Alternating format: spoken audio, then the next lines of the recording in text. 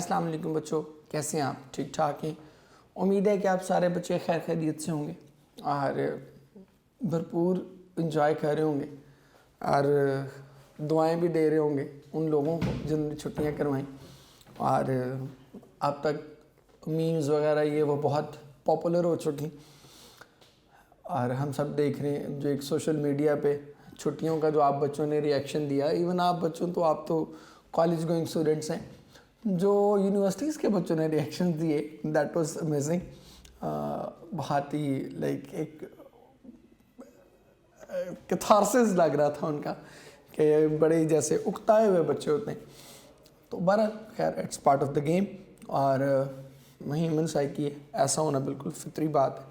लेकिन बार बार आप बच्चों से एक चीज़ कहते जा रहे हैं, फोकस होकर पढ़िएगा। इन छुट्टियों में जो कुछ हम पढ़ रहे हैं इसको रिवाइज़ करने का, रिपीट करने का हमारे पास टाइम मेरे बेटे नहीं होगा। सो इंतहाई ध्यान के साथ, इंतहाई तवज्जो के साथ, बड़े फोकस्ड होके आपने इन चीज़ों को पढ़ना है। पोएम हम ऑलरेडी कह रहे हैं द डिलाइट सॉन्ग और सारा हम उसका थीम वगैरह ये वो डिस्कस कर चुके ऑलरेडी। आज पहले 2 कपलेट भी हमने पढ़ लिए थे कल, अगर आप लोगों को याद हो। तो आज जो हम करने जा रहे हैं वो उन 2 कपलेट से आगे है। मैसेज, थीम, जॉनरा सारा कुछ वही रहेगा इसका, और सिर्फ ये है कि इमेजेस चेंज होंगे, चीज़ें थोड़ी डिफरेंट वो बताएगा, लेकिन उन चीज़ों के साथ जो एक कनेक्शन है या उसका जो थीम है, बेसिक्स हैं, वो सेम रहेंगी।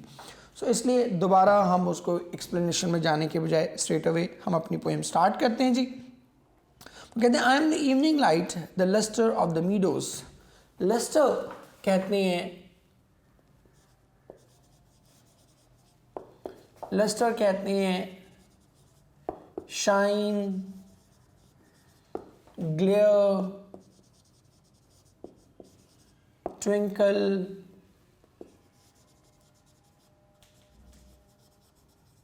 शिमरिंग, और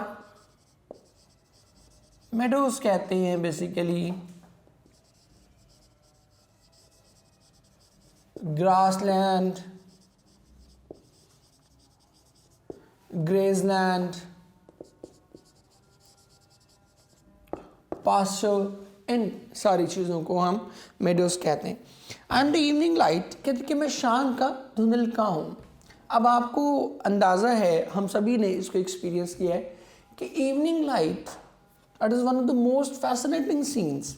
आप लैंडस्केप्स देखते हैं, आप पेंटिंग्स देखते हैं बनी हुई, तो उसमें भी आपको जो सबसे खूबसूरत मंजर होता है वो शाम का मंजर होता है।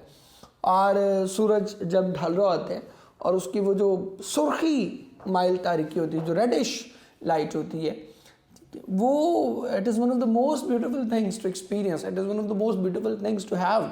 और ख़ास तौर पे अगर आप साहिल के किनारे या किसी ऐसी जगह पे पहाड़ी इलाके में आप सूरज को डूबता हुआ देखें, या कोई झील है, दरिया है, तो दरिया के किनारे आप अगर सूरज को डूबता हुआ देखें तो बड़ी फैसिनेटिंग मंजर जो है वो आपको लगता है, बड़ा ही चार्मिंग, बड़ा ही अट्रैक्टिव इमेज जो है वो लगता है। और उसी अट्रैक्शन, उसी चार्म की वजह से पोइट ने क्या किया है, he has chosen that image for himself, for his identity, कि मैं बुनियादी तौर पे क्या हूँ। ये फिर वही बात मैंने जैसे आपको बताया था कि this poem is full of images, full of imagery. तो ये भी इमेजरी ही है। इवनिंग लाइट, ये सब किसकी एग्जाम्पल्स हैं? लस्टर ऑफ द मीडोज,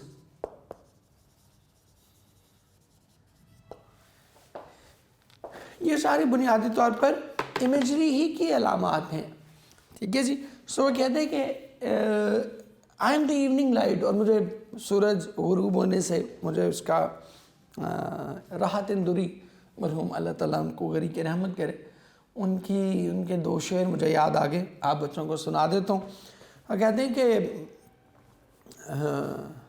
मलाल है मगर इतना मलाल थोड़ी है, मलाल है मगर इतना मलाल थोड़ी है, ये आँख रोने की शिद्दत से लाल थोड़ी है।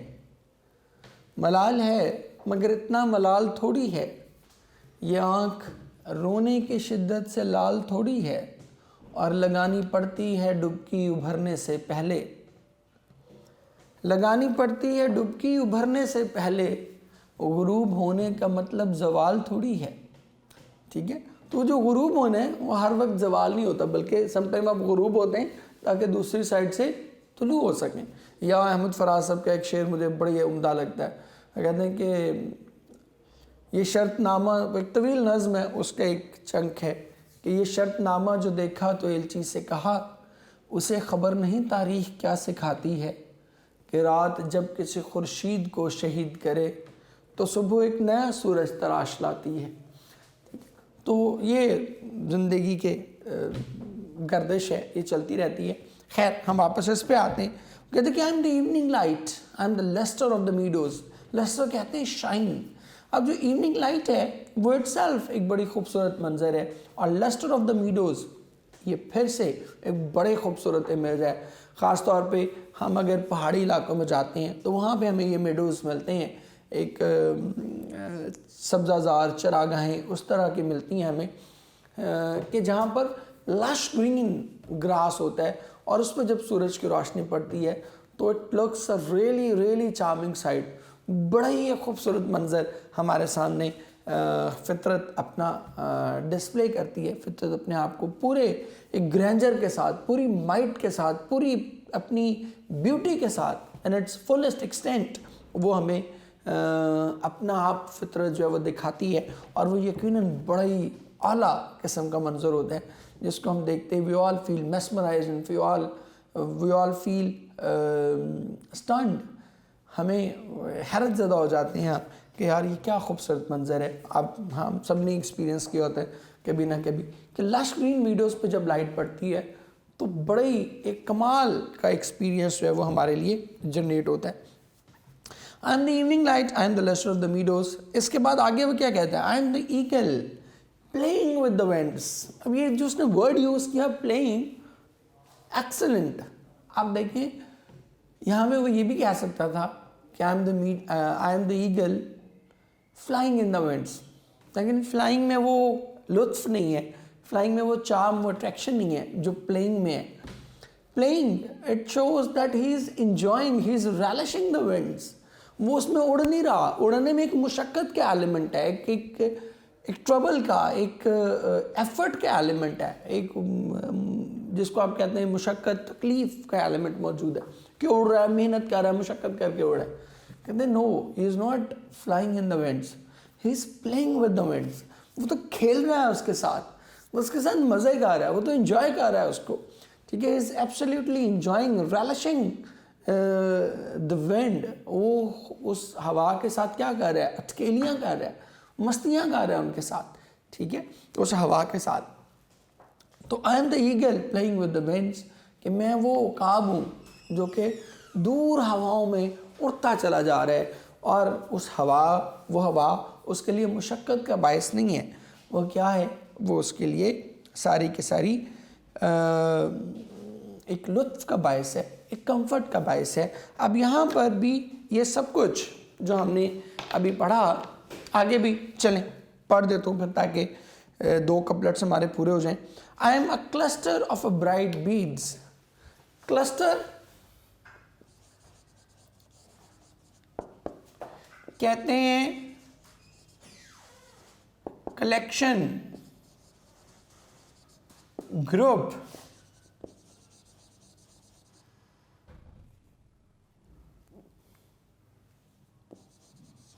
मेडले। ठीक है, झुंड, grow. I am a cluster of a bright beads. कहते हैं कि मैं, बीड्स कहते हैं जो सिप्पियाँ हैं उनको, मोती, पर्ल्स कह सकते हैं। I am a cluster of bright beads, कि मैं चमकते हुए जो सिप्पियाँ हैं उनकी एक मुट्ठी हूँ, उनका एक गिरोह हूँ। आई एम द फारदेस्ट स्टार, और मैं दूर आसमान पर चमकता हुआ एक सितारा हूँ। अब ये उसने इतने डाइवर्स इमेजेस दिए हैं कि कभी वो हमें कोई ऐसी चीज़ देते हैं जो बिल्कुल हमारी मुट्ठी में है और वो भी खूबसूरत है कि जब हम उसको खोलते हैं, क्लस्टर ऑफ ब्राइट बीड्स को खोलते हैं, तो there are different colours, there are different styles, there are different shapes of it. और ये जो क्लस्टर उसने ख़ास तौर पे यूज़ किया ना, क्लस्टर ऑफ ब्राइट बीड्स, इसको इस्तेमाल करने की एक और भी वजह है, और वो वजह क्या है?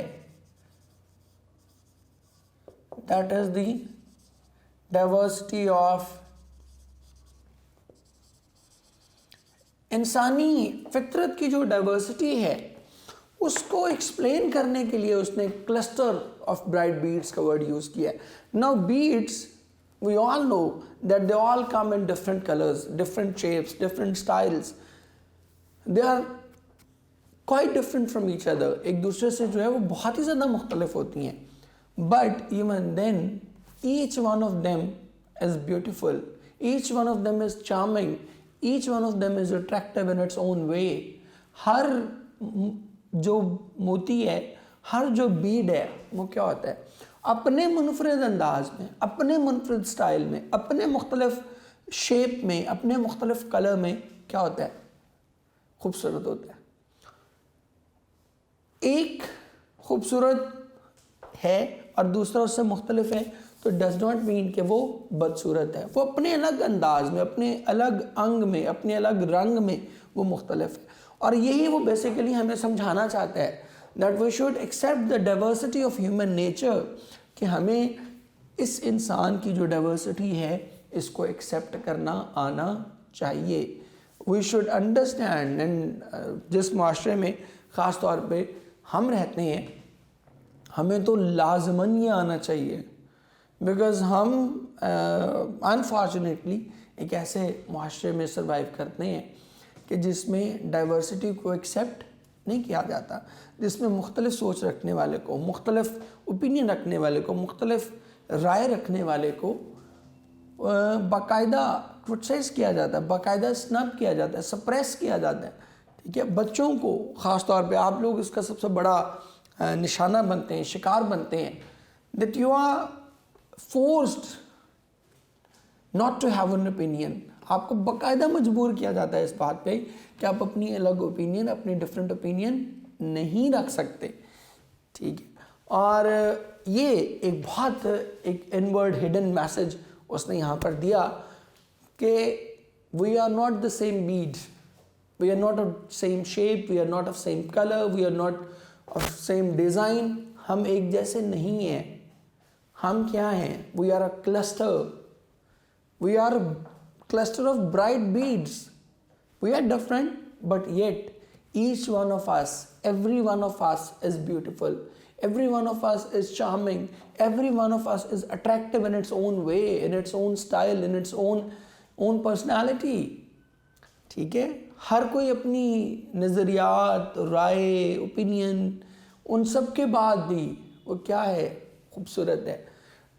मैं अक्सर इस बात पे कहता होता हूँ कि do have a different opinion. Reason कि सिमिलर ओपिनियंस तो सिर्फ जानवर ही रखते हैं, एक जैसे तो सिर्फ जानवर ही होते हैं, इंसान एक जैसे नहीं हुआ करते। आप 10 करोड़ बंदर भी खड़े कर देंगे ना, वो सारे एक ही चीज़ सोच रहे होंगे। आप 10 करोड़ गधे खड़े कर देंगे, वो सारे एक ही चीज़ सोच रहे होंगे। इंसान में और इनमें फ़र्क क्या है? What is the major difference? What is the defining factor for us? That we are different. We are a cluster of bright beads. So अगर आप एक नीले रंग की बीड है और दूसरा पीले रंग की बीड है, तो does not mean कि वो गलत है। वो अपने रंग में खूबसूरत है, आप अपने रंग में खूबसूरत हैं।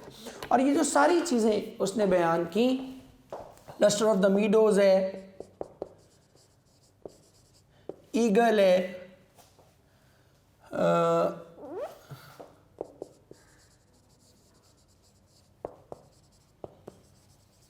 Eagle playing in the wind है, या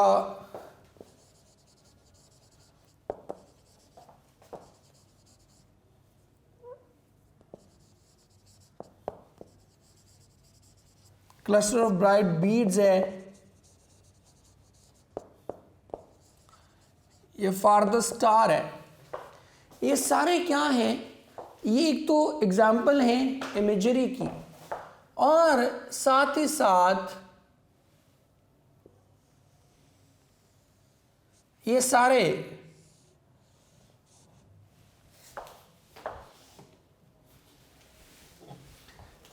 एक और चीज की भी एग्जाम्पल हैं।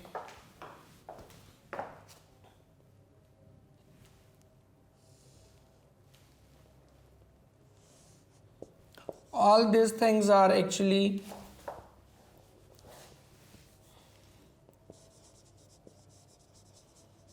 the metaphors as well. ये सब कुछ क्या है? ये metaphors भी हैं। और ये जो उसने कॉम्बिनेशन दिया ना, जो एक कॉन्ट्राडिक्शन दी, cluster of bright beads, it is right in our hand, ये हमारी मुट्ठी में बंद है। और दूसरी तरफ उसने क्या दिया? द फारदेस्ट स्टार, वो दूर दराज सबसे दूर वाला सितारा, वो भी क्या है? मैं ही हूं। सो ये जो कॉन्ट्राडिक्टरी चीज उसने दी, मैं लिख भी देता हूं।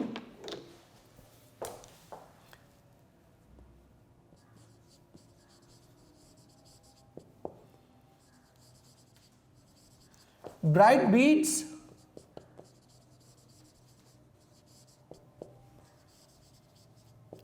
और फारदेस्ट स्टार, ये दो मुख्तलिफ चीजें हैं, बहुत ही ज्यादा मुख्तलिफ। कि बीड्स क्या हैं? राइट इन अ हैंड, हमारी मुट्ठी में बंद है। और फारदेस्ट स्टार क्या है? इतना दूर है कि वो बस हमारी इमेजिनेशन में ही है। उस तक पहुंचने का, उसको एक्सेस करने का तसव्वुर भी मुहाल है। सोचा भी नहीं जा सकता कि कोई इंसान वहां तक पहुंचेगा। तो ये जो उसने इतनी डाइवर्स चीज़ों को इकट्ठा किया है ना, इसका भी एक पर्पस है। And that shows actually the range of human, जैसे डाइवर्सिटी को शो कर रहा था ना, वैसे ही ये इंसानी फितरत की रेंज को भी शो कर रहा है, या इंसान की पहचान को भी शो कर रहा है कि मुट्ठी में बंद बीड से लेकर उस सितारे तक जो कि अरबों मील दूर है, इस कायनात में कौन है? मैं ही मैं हूं। मुट्ठी में बंद बीड्स भी मैं ही हूं। और वो जो आसमान पे दूर चमकता हुआ सितारा है, वो भी कौन है? मैं ही हूं। हमारे काबिल एहतराम प्रोफेसर में इधर ही हमारे साथ पढ़ाते हैं, और मेरे लिए I have the highest regard for him, doctor Jawad Jafri साहब। उनका एक शेर मुझे बड़ा ही खूबसूरत लगता है, फारदेस्ट स्टार से मुझे याद आया, so I am reciting it for all of you. और कहते हैं कि उफक के पार उफक बड़ लाइन है, ठीक है, जहाँ तक हमारी हद नज़र है। उफक के पार वो जो ताबिंदा सा सितारा है, उफक के पार वो जो ताबिंदा सा सितारा है, ज़मीन के बाद वही अगला घर हमारा है। ठीक है, तो वो जो उफक के पार जो कुछ मौजूद है, वो भी कौन है? वो भी मेरे ही होने की वजह से है, वो भी मेरी ही पहचान है, वो भी मेरी ही अलामत है। और दूसरी तरफ मेरे बिल्कुल करीब, right in my hand, right in my fest, मेरी मुट्ठी में जो कुछ बंद है, वो भी क्या है? वो भी इंसान ही है। सो यहाँ से लेकर वहाँ तक, मुट्ठी से लेकर वो अरबों मील दूर नज़र आने वाले सितारे तक जो कुछ भी है, ये क्या है? दैट इज अस। इस कायनात में फैला हुआ हर एक ज़र्रा वो क्या है? वो इंसान ही है। वो हमारे लिए है, हमारी ही पहचान है, हमारी ही यूटिलिटी के लिए है। हम ही उसकी पहचान बनाने वाले हैं। ठीक है, सो ह्यूमन रेंज को भी बेसिकली शो करता है कि किस तरह एक तरफ तो ये छोटी सी चीज़ भी हमारी पहचान है, और दूसरी तरफ वो अरबों मील दूर सितारा भी क्या है, वो भी बुनियादी तौर पे हमारी ही पहचान है। ठीक है बेटे, बस आज के लिए हम इतना ही करेंगे इसको, और फिर कल इंशाल्लाह, कल और परसों मोस्ट प्रोबेबली हम अपनी ये पोएम ख़त्म करेंगे। अब हम आते हैं जी अपने लेटर की तरफ।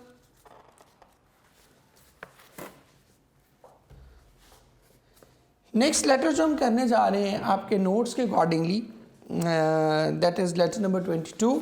और अब चूँकि स्मार्ट सिलेबस में बहुत से लेटर्स निकल गए, उन्होंने उनको बड़ी ब्रीफ और कंसाइज कर दिया, तो उस हवाले से हम कुछ लेटर स्किप कर रहे हैं और कुछ कर रहे हैं। नंबर 22 लेटर है जी, write a letter to your uncle thanking him for a birthday gift. ये लेटर आप मैट्रिक में ऑलरेडी कर चुके हैं, दोबारा से हम एक नज़र इसको देखते हैं जी। I am dear uncle, I am fine and hope you must be enjoying the heyday of your life. Heyday कहते हैं बड़े अच्छे दिन, पर्पल पाँच ज़िंदगी का बड़ा ही खुशकुन वक्त जो है उसको आप कहते हैं हे डे। कहते हैं आई एम फाइन, कहते हैं कि मैं बहुत खुश हूँ, and hope you must be enjoying the heyday of your life, और मुझे उम्मीद है कि आप अपनी ज़िंदगी के बड़े ही खुशगवार दौर गुजार रहे होंगे। Your love and affection for me has always been a great source of happiness to me। कहते हैं कि आपकी मोहब्बत और आपकी शफ़क़त हमेशा ही मेरे लिए बड़ी खुशी का बायस रही है, और शफ़क़त तो आप लोगों के लिए भी खुशी का बायस है। ठीक है, आप लोग माशाल्लाह हमारी मौजूदा हुकूमत में अगर कोई शख्स आपके लिए सबसे ज़्यादा मोहब्बत के काबिल है तो ज़ाहिर बात है हमारे ऑनरेबल मिनिस्टर शफ़क़त महमूद साहब हैं। मुकस ज़ाहिर बात है उन्हीं की बदौलत आप लोग ये इस वक्त घरों में बैठे हुए तसल्ली से बिस्तर में बैठ के या चाय का कप पीते हुए या नाश्ता करते हुए आप लेक्चर सुन रहे हैं, और ज़िंदगी में पहली बार आपको ये लिबर्टी भी मिली है कि लेक्चर भी सुन रहे हैं, साथ इंस्टाग्राम भी देख रहे हैं, साथ जनाब फेसबुक भी चल रही है, साथ स्नैपचैट भी आप यूज़ कर सकते हैं। क्योंकि क्लास में बैठे हुए तो ये फैसिलिटी नहीं थी कि आप टीचर द लेक्चर भी दे रहा हो और आप साथ इंस्टा भी यूज़ कर रहे हो या कुछ और भी साथ कर रहे हो। यहाँ अब शफ़क़त महमूद साहब की शफ़क़त की वजह से आप लोगों को ये लिबर्टी जो है वो मिली। Obviously it was on a lighter note. बहुत हालात डेंजरस थे, तो ज़ाहिर बात है हम सब ने उसके अकॉर्डिंगली गवर्नमेंट ने भी प्लान किया, and very rightly they have done the right thing. So बात हम कह रहे थे शफ़क़त साहब की, और शफ़क़त ये जो अफेक्शन वाली शफ़क़त है, sorry, your love and affection for me has always been a great source of happiness to me. कहते कि आपकी मोहब्बत और शफ़क़त हमेशा ही मेरे लिए खुशी का बायस रही है। I know how much you care for me, मैं जानता हूँ कि आप मेरे लिए कितनी क्या आप मेरा कितना ख्याल रखते हैं। My joy knew no bounds, knew no bounds कहते हैं खुशी की इंतहा ही न रहना, कोई लिमिटलेस। कहते हैं कि मेरी खुशी की कोई इंतहा न थी। मैंने I received a beautiful gift of a wrist watch on my birthday. कहते कि जब मैंने अपनी सालगिरह पर कलाई पर बांधने वाली घड़ी का तोहफ़ा वसूल किया। It is not just an elegant watch, elegant नफीस। कहते कि ये ना सिर्फ ये कि एक नफीस घड़ी है, but a precious token of your love, बल्कि आपकी मोहब्बत का एक कीमती इजहार भी है। टोकन ऑफ योर लव, इजहार, एक ज़रिया। और मैं हमेशा बच्चों से, एक बेसिक एथिक्स में हमारे वैसे शामिल है, फिर भी एक as a teacher I feel कि आई शुड एम्फसाइज, वो ये कि गिफ्ट होता है। ठीक है, जैसे डिग्री होती है, इसी तरह गिफ्ट होता है। उसमें कोई भी जो चीज़ है उसकी वैल्यू, मॉनेटरी वैल्यू नहीं देखी जाती, और गिफ्ट को गिफ्ट ही के तौर पर ट्रीट करना चाहिए। You all must be very much aware, but फिर भी मैंने सोचा कि मुझे इस पर एक दो जुमले कहने चाहिए। You know that my final examination is just round the corner. Round the corner होता है बिल्कुल करीब होना किसी चीज़ का। कहते कि आप जानते हैं कि मेरे सालाना इम्तहानात बिल्कुल करीब हैं। And my old watch is in a worn condition, वोर ख़राब फटी पुरानी हालत। कहते हैं मेरी पुरानी घड़ी जो है वो बड़ी खस्ता हालत में है and does not keep correct time. अच्छा, वक्त बताने के लिए ये चीज़ याद रख लें, इसको हाईलाइट भी कर लीजिएगा अपने पास। हमेशा हम यूज़ करते हैं keep the right time, keep the correct time, और अगर वक्त सही नहीं बताया गया तो फिर भी घड़ी ख़राब होगी। घड़ी के ख़राब होने के लिए भी हम यही करते कि does not keep the correct time. Tell कभी नहीं करेंगे, कीप करेंगे, ठीक है। ये नहीं करेंगे कि घड़ी सही वक्त नहीं बताती है तो it does not tell the correct time, it does not keep the correct time. My old watch is now in a worn condition, कि मेरी पुरानी घड़ी जो है वो अब एक खस्ता हाल हो चुकी है and does not keep correct time, और सही वक्त नहीं बताती।